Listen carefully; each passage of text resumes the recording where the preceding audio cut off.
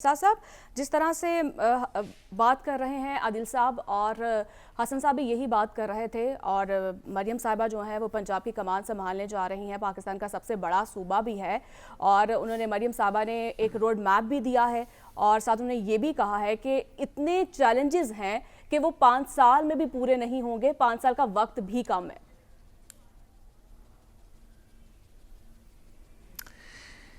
देखिए, ये तो एक बड़ी अजीब सी बात है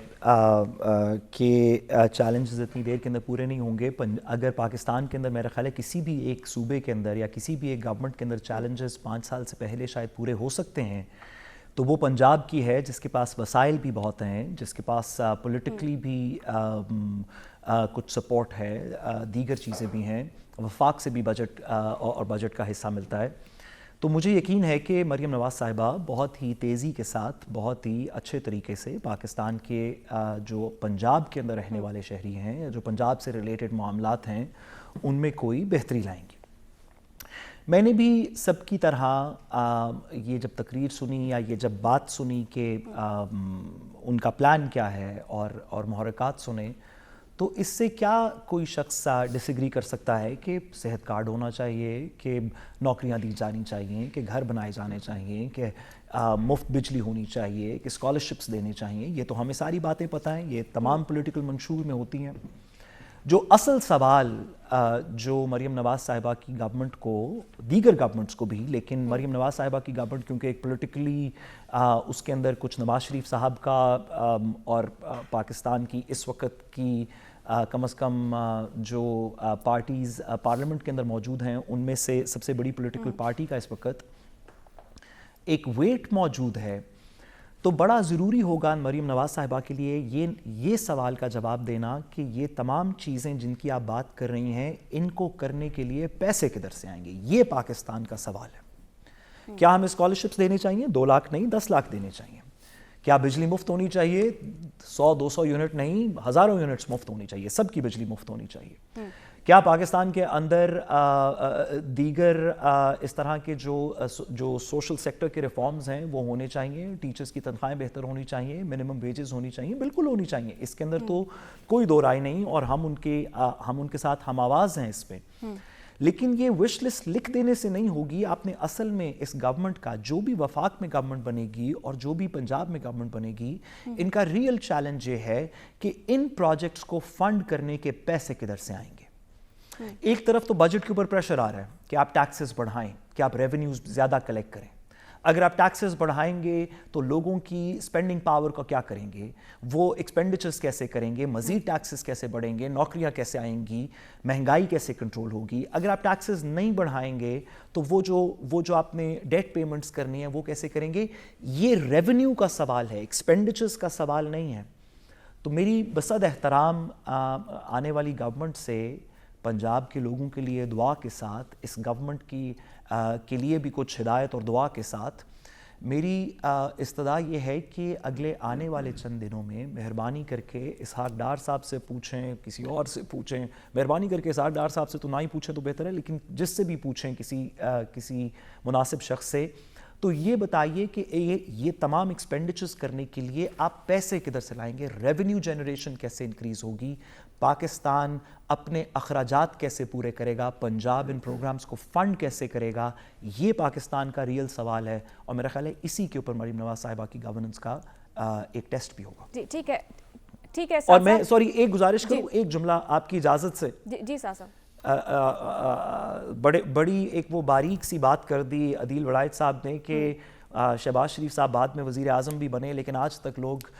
पंजाब की चीफ मिनिस्टरशिप की उनकी एग्जांपल्स देते हैं। वो उसकी वजह यह है कि वज़ीर आज़म वाले वक्त की एग्जांपल तो देना आ बैल मुझे मार वाली कहानी है, तो मेरा ख्याल है वो तो भूलना चाहते हैं। सिर्फ एग्जांपल देने वाली चीफ मिनिस्टर वाली है, वज़ीर आज़म की तो मेरा ख्याल है कि वो लोगों को बुलाना चाहते हैं कि पहले भी वज़ीर आज़म। उसमें एक ऐड करना चाहता हूँ मेरीन, कि जो साद ने कहा ना कि ये रकम कहाँ से आएगी जो मरियम नवाज साहिबा जिन इनिशिएटिव्स की बात कर रही हैं।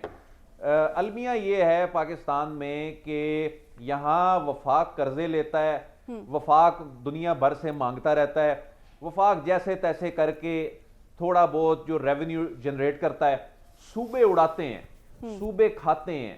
सूबे, लेकिन یہاں پر تو یہ معاملہ ہے کہ یہ تمام وسائل ہونے کے بعد بھی بہت سے لوگ صوبوں میں ڈیلیور نہیں کر سکے.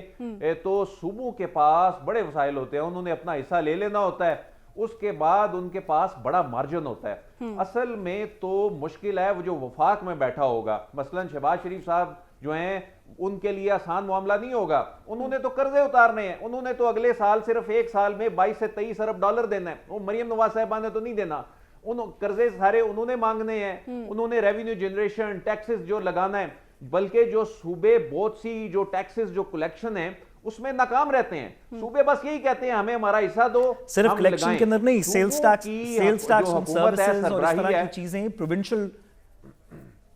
عدیل صاحب جیسے کہ آپ جانتے ہیں کہ سیلز ٹیکس آن سروسز 18ویں ترمیم کے بعد اب تقریباً آدھی ٹیکس بریکٹ صوبوں کے پاس ہے. اسی لیے پنجاب کے اندر پنجاب ریونیو اتھارٹی کریٹ کی گئی ہے, PRA, سندھ کے اندر سندھ ریونیو اتھارٹی ہے. اصل ایشو یہ ہے کہ پنجاب کے اپنے وسائل سے, پنجاب کی ٹیکس کلیکشن سے, پنجاب کی انڈسٹری سے, پنجاب کے ٹیکسز سے, پنجاب کی ڈیوٹی, ان چیزوں سے کیسے آپ اپنا ریونیو جنریٹ کریں گے جس کے تحت آپ پنجاب کی ڈیولپمنٹ کر سکیں یا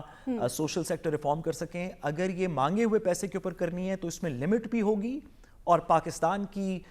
لیے مشکل ہوگا کہ جس طرح ابھی عدیل صاحب نے کہا کہ وفاق کا ادھار لے اور صوبے اس کو. صاحب اس میں میں ایک چیز ایڈ کر سکوں اگر میرین آپ مجھے میں نے بریک لے لیا. جی حسن صاحب دیکھیں, جس کی آپ بات کر رہے تھے نا کہ یہ پیسے کہاں سے آئیں گے, آج سے کوئی چند روز قبل ایک تجزیاتی رپورٹ مسلم لیگ نون کے ایک اعلیٰ سطحی اجلاس میں پیش ہوئی,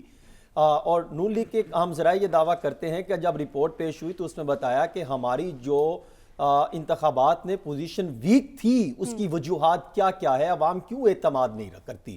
اور ان کے تحفظات کیا ہے, کیوں عوام مسلم لیگ نون سے دور ہوتی چلے گئی. تو اس میں ایک ریزن یہ تھی کہ جو 2013 سے 18 تک چور چور کی گردان سنائی گئی یا ان پہ ذہن سازی کی گئی, پھر اگر اس طرح کے معاملات چل رہے تھے تو اس میں یہ کہا کہ عوام کے مسائل ہم کس طریقے سے حل کرنے تھے وہ نہیں کر سکے.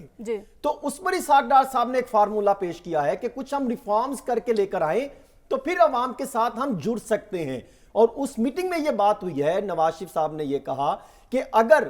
ہم یہ ہمارے پاس آخری موقع ہے, یہ ریفارمز وہ ان 16 ماہ میں کیوں نہیں کی گئی. دیکھیں انہوں نے کہا کہ یہ ہمارے پاس آخری موقع ہے, اگر ہم عوام کے لیے کوئی پرفارم نہ کر سکے, کوئی ملک و قوم کی خدمت نہ کر سکے تو پھر جو ہے ہمارے لیے مشکلات پیدا ہو سکتی ہیں. پھر یہ سوال اٹھا کہ جو 16 ماہ کی پرفارمنس تھی تو وہ تو عوام ٹیچ کر کے پھر رہے, تو انہوں نے کہا کہ وہ ماضی کا ملبہ تھا جس کو وہ نون لیگ لینے کو تیار نہیں ہے. ہاں اسحاق ڈار صاحب پہ مجھے یہ ہے کہ جس طریقے سے انہوں نے 16 ماہ میں فارمولے بنائے اور IMF کے پاس نہیں جاتے تھے اور اختلافات بنتے چلے رہے, اگر اسی طرز کو دیکھتے ہوئے انہوں نے پنجاب کے لیے ترقی کا فارمولہ بنایا ہے تو میری تو گزارش ہے مریم نواز شریف صاحبہ سے کہ ایک دفعہ ریویو کر لیں کہ جو آپ کے کنسلٹنٹ ہیں پنجاب گورنمنٹ کے, جو اکانومی کو دیکھ رہے ہیں, جو بڑے کمال کے کچھ لوگ موجود ہیں پنجاب میں اور دیگر سیکٹر سے بھی آپ لے سکتے ہیں, تو ان کی خدمات لینے کے بعد کوئی فارمولہ بنائے. یہ کر لیا جائے کہ آٹے کی لمبی لائنیں لگ جائیں, لوگ وہاں پر جو ہے وہ جام بحق ہوتے رہیں, آٹے کے لیے ذلیل و خوار ہوتے رہیں, اس طرح کی کمپین لانچ کر دیں